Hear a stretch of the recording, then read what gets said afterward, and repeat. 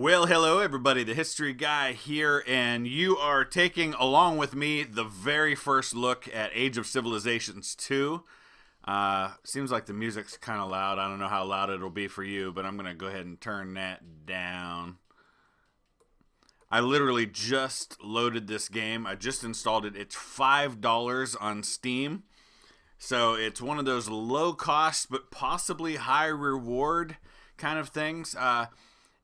We're going to take a very first look at it together here. So let's go ahead and play the tutorial. I'm diving in blind on this one, so let's see what happens. It's October of 1440.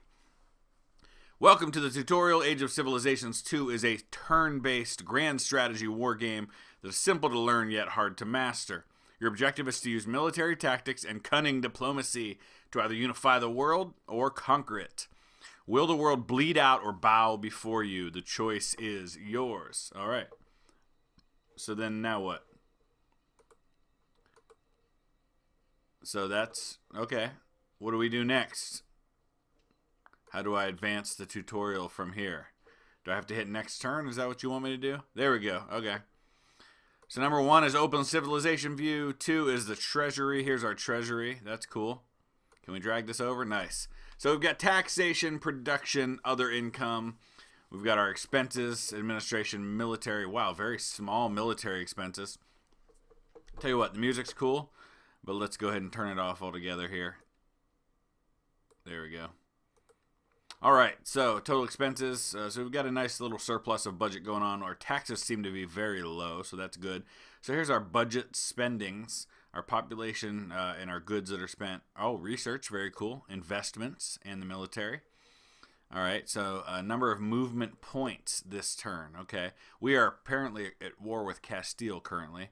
That's unfortunate. I'd prefer not to be at war with most of Spain. But there we have it. And of course, this is 1440 when England under, who would have been the king in 1440? Henry VI. I'm assuming that's who's my king. Let's take a look. No, Richard II. I'm thinking of 1540. Okay. So Richard II, was Richard II the king in 1440? It doesn't seem right to me. No, that's kind of weird. The king in 1440 was definitely Henry VI. But anyway, because that's right before the War of the Roses. So I think Richard II died in the late 1300s. Anyway. All right, so I'm a little disappointed in that because obviously our monarchs are not correct here. We've got Isabella I, who I'm not entirely sure was the Queen of Castile then. Let's see if Ferdinand's over here. Oh, we got Aragon, Alfonso the Maganeer. Who's the king in France? Henry IV. Okay. So anyway, let's take a look. Diplomacy points are used for most of the diplomacy actions. Current date and time and all that fun stuff. Let's take a look at diplomacy so we can see all the various realms. And it looks like we have the entire world if we zoom out, even the New World over here. Let's take a look at these fine folks. We probably got the Cherokees right here. Yep. And we've got our Powhatans there. Shawnee, Miami, probably Delaware over here. Susquehanna, this is Delaware. Lenape, that's the Delaware. Pequot, Huron, etc., etc. Let's take a look over here in the east. Japan is all of its little feudal states. Very cool. We've got Korea. We've got China there, the Ming Dynasty. All right, anyway, back to the game. So we've got Scotland up here. Okay, very cool. So anyway, next turn. Number 1, all of our messages. Oh, we have a gift from Brittany. How nice. Thank you, Brittany. Anne of Brittany. So we have decent relations with them, which makes sense because in another few years, no, it's Burgundy I'm thinking of. Burgundy actually has an alliance with England. All right, let's take a look at this. Technology points. So population growth, economic growth, income taxation, income production, administration, military upkeep, colonization cost, and research. I don't think we're going to be colonizing in the 1440s, but hey, maybe later on as things go along. So 1500 was the gift to the Treasury. Transparent provinces are neutral. Provinces with colors belong to other nations. Striped provinces are occupied. All right, so we don't see any of those. This is a time, of course, when England still owned parts of France because the Actually, in the early 1400s, I think it was Henry V was actually, Henry VI was born as the king of France and England, but since he was born as a baby, all people are born as a baby. Since his father died when he was still a baby, that immediately kind of got taken away. Otherwise, if things had gone differently, if Henry the Fifth had lived longer, you might have seen that united crown for a lot longer a period of time. Orders are submitted before each round. The number of orders you can submit during each round is limited by your movement points for that round. After orders are submitted, civilizations execute actions in turn order, which is randomized at the start of each round. Okay. Bottom panel. So we've got our mini-map, information about selected province. Okay, so there's a province, I guess. Or is that multiple ones?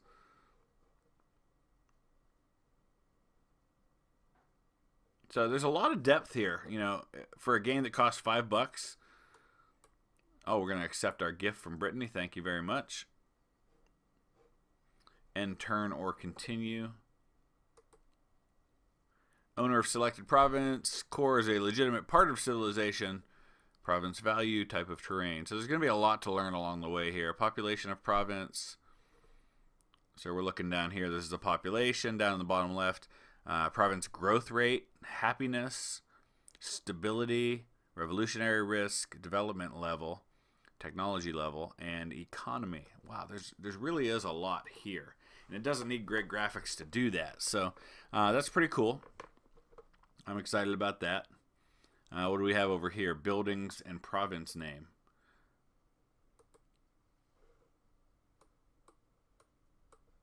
All right, so there's different kind of biomes, I guess. All right, choose a province which belongs to your civilization. I'm assuming that I'm England. Okay, action menu. Move units from one province to another. Recruit units from the selected province. This costs gold. Okay, so we've got 425 men in an army here. So what do? We just right click. Okay, very cool. So we hit the check mark to go ahead and move them. So we're going to be moving our 425-man army up here to whatever that territory is. Oh, it's Cambridge. Okay, cool. Choose a province which belongs to your civilization and recruit new units. All right, so let's recruit some units in Cambridge. Looks like we can recruit 925. Can we make it? Oh, we can make it higher. Very cool. Okay, so let's recruit like 1,600 so we can get up to about a 2,000-man army, which is a decent size, I think. Choose a province which belongs to you and move neighboring units to a neighboring province. You can also move your army to a sea area if you have a port in the province. Yeah, I've already done that. So, yeah, we're doing that. Okay, cool. All right. So now we've got 2,000 men in Cambridge. So that recruitment happened pretty fast. Now, can we move them up here to Manchester? Okay, cool. We're moving up into the Midlands. We're coming toward you, Scotland. Yeah, I see up there, Edinburgh. At Edinburgh with a Y. Okay, cool. You can construct buildings in selected province in the More menu. You can build a castle, so that's cool. So let's say we want a castle up here. So let's look at the More menu.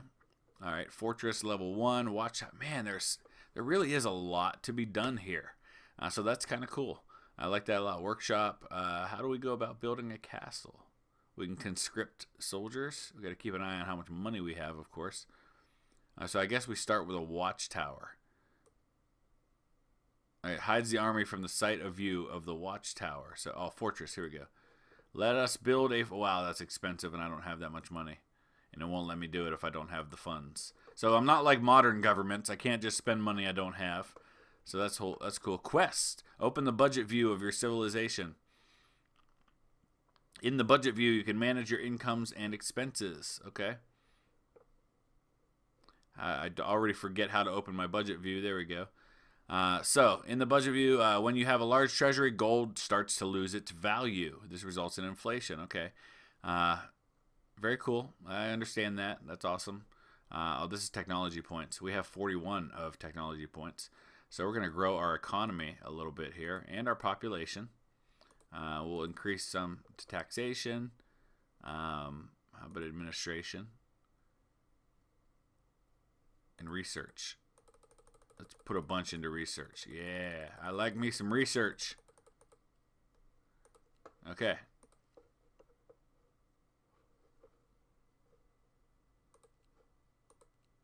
Open the budget view of your civil. Okay, it's not going to let me do anything until I do that. Okay. Oh, hey, there we go. Take a look at all this. Wow, a lot of information available. Who's this, China? Yeah, my goodness. They've got a lot going on. Of course, I got to drag this out of the way so I can actually see it. You can save your let's just save your progress statistics. Okay, cool. So that's kind of your main menu here area. There's a lot going on. Looks like I have the third highest population in the world, which is nice. Almost close to the Ottomans and to the Ming Dynasty. I forget where my budget view is already. Here's wars over here, alliances. Man, all kinds of little pop-up menus you can look at, ranking in the world on different things. Here's your population score, economic score, and prestige. Okay, awesome, very cool. Where the heck is my budget view? I forget. Man, I already did the tutorial and screwed this up, so let's figure this out. So silly me, it's just as simple as clicking on the money button up here to see the Treasury. So here we go. Taxation income from each province is based on population, happiness in the province, and the technology level of my civilization. Production income from each province is based on economy points, development level of the province, and workforce. All provinces have administrative costs. The farther your province is from the capital, the higher cost it will take to keep it. Makes sense? All types of government have their own maximum value of an accepted level of taxes. You can raise the level of taxes if you have a higher income per turn to have. But be careful, happiness will decrease or increase in all of your provinces every turn based on your taxes level. So I think we can go up a little bit on the taxes. So that's going to keep me with a nice little income there. All right, open the budget view. I already did that. So, okay, can we move on now? Goods affects the growth of your population. Allocating more budget to it will increase the growth rate of your citizens. Okay. Must be kept at a minimum of 15% for continued growth. Otherwise, your population will shrink and hungry citizens become angry citizens. Makes sense. So that's probably the cutoff right there. I'm guessing that's what that is. So let's take a look. Yeah. So it's handy. It gives you that nice little thing to let you know exactly where the cutoff is as far as, and really goods is pretty cheap to increase. So you can see what it does to the average, or what your current average growth rate is. So that's cool. All right. Now what? I did that. Okay. All civilizations have levels of technology which represent how advanced they are.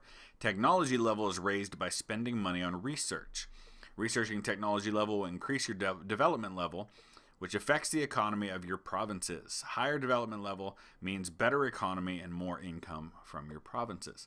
So again, you're just kind of looking at things. Here's our research, which we aren't putting much money into at the moment. But you can see that that's already kind of killing my available funds, which are pretty low. So we've got to be careful with all of that. Build your economic power by spending gold on investments. Must be kept at a minimum level. Development and economy will be increased in each of your provinces. Development level can't be higher than the technology level of the civilization. All right. I'm going to raise taxes a little bit more, I think. All right. Change to diplomacy view, which is right here. Makes sense. It's got the little dove, just like on, what's it called? Europa Universalis. All right, back to political view. In the diplomacy view, you can engage in diplomatic actions between civilizations, information about civilization, blah, blah, blah. So here we go. We're at war with, we are friendly with the Knights and with Cyprus. We are enemies with Castile. We have decisions to make with technology points because we've earned some more.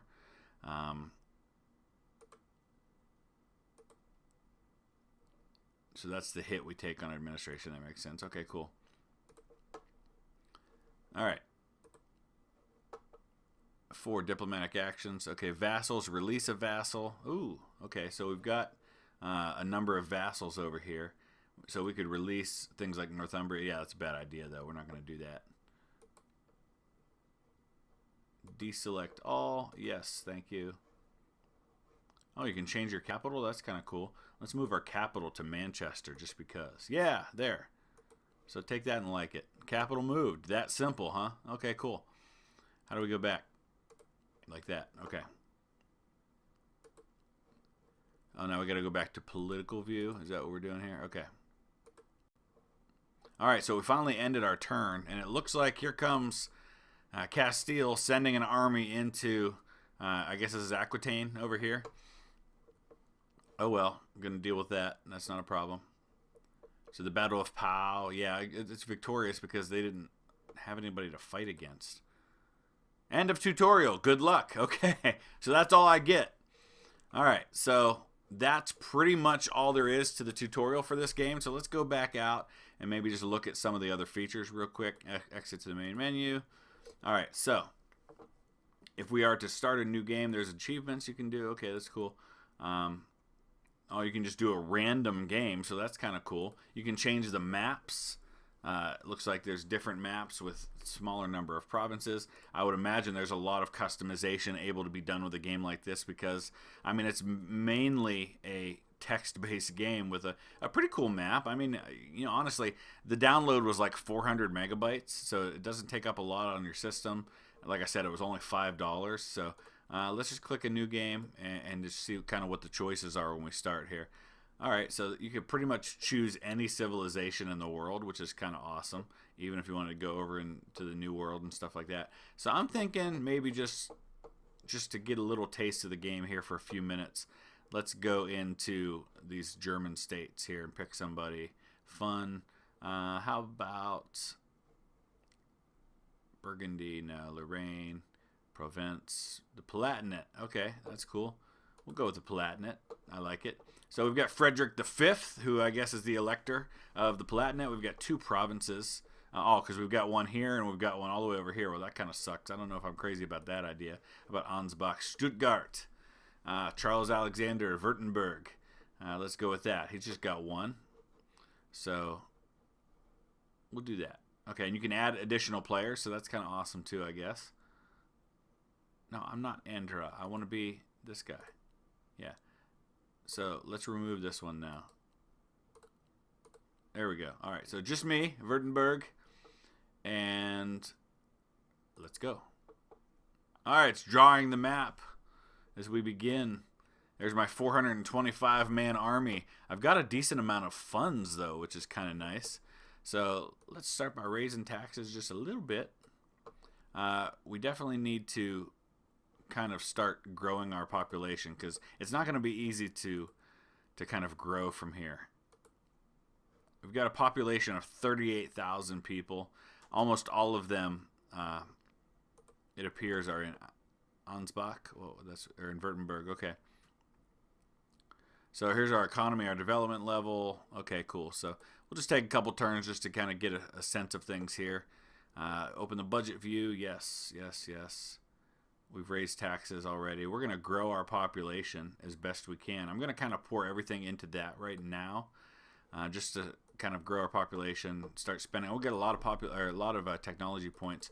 We're going to also put a lot of that into population growth, and we'll grow the economy as well. And taxation, administration is not really a need because I just have the one area, and then we'll put some points into research. I think.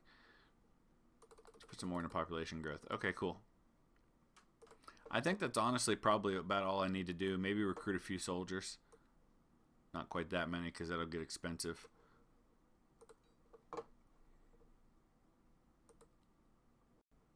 Alright, so it's on to turn 2. It's December 1440. How's our population doing? Our population went down. Well, I did recruit soldiers, so I don't know if that affects that or not. But why would my population go down? So it looks like right now I'm ranked 203rd out of 603 civilizations. That's to be expected. So we can see all the graphs that kind of show. This is one of the things I love about games like Europa Universalis is just the depth of all of the information that's available to you. I wish games like Hearts of Iron had more than that. Now, I understand why they don't, because it's kind of a different focus on that game, but I kind of wish that was the case. You can even see the world population and where I stack up among all of that 46 million people in the world.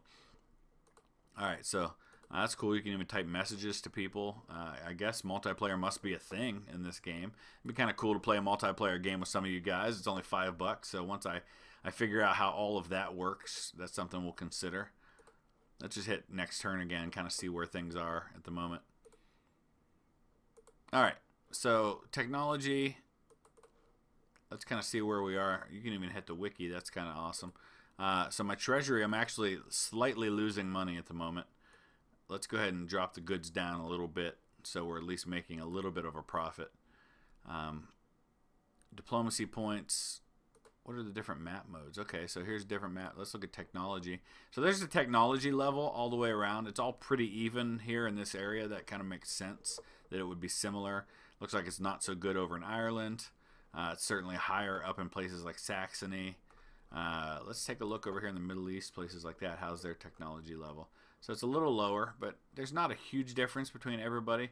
How about over here in places like Japan? All right, cool. So we'll take a look at a few more things, and I think we'll wrap this up. I just wanted to give you a little bit of a sense of what this game was like, just to kind of get our feet wet a little bit as we go along. Let's get back to my country. Here we go. So our movement points, I wonder what we need to do in order to declare war on someone. How do we change our map view back? I forget how to do that, but anyway. Map modes, here we go. Political, okay. So what would I need to do to declare war on someone like for example? So diplomacy, here we go. War can't be declared in the first 4 turns. Okay, fair enough. That makes sense. So we're on to turn 4 now. Let's take a look at technology. We don't have any new technology points. I guess your technology point is based on your technology level. That's how many points you get to pour into each of those things. So that's understandable. How do we reduce it? We just click it over here. We can't change it once we go? I mean, is that how that works? I guess not. There's probably a way to do that, and I'm just not figuring it out. Okay, now can we declare war? Let's do that. Yes, Augsburg. Bring it on. Here comes our... No, I didn't... No, I declared war on the wrong people. That was dumb. Okay, I guess now I'm going to be at war with 2 people. Yeah, these are the things that happen when you're first starting out on a game. So, all right, that's who I wanted to declare war on. Yes, thank you. Here I come. Oh, that was a big mistake. He's got more than twice the manpower that I do. This will not end well for me. Yes, my whole army was wiped out and only inflicted 456 casualties. So there you have it. If this is something you'd like to see me do, like a full-on series on playing through, let me know. I'm going to want to get better at the game and learn my way around it before I do that. But it's certainly something I'm willing to do. So hit the thumbs up if you want to see a campaign on this at some point. And if you have any suggestions as far as who you'd like me to play as, things like that, let me know that as well. Could even be something I could do as a live stream. This one might be conducive to a live stream. It's turn-based, so to make it pretty easy for me to be able to do that. So let me know your thoughts. Let me know if there's something more you want to see. Like I said, I was just playing through the tutorial, just wanted to give you just a little taste of what this game seems like. I'm sure I didn't even scratch the surface of all this game has to offer. But there, now you've seen a little bit of it. $5 on Steam, certainly worth it. It's called Age of Civilizations 2. So I'll put the link in the description to the Steam page where you can find that for yourselves. And I am out for today. We'll see you again real soon. Thanks for watching.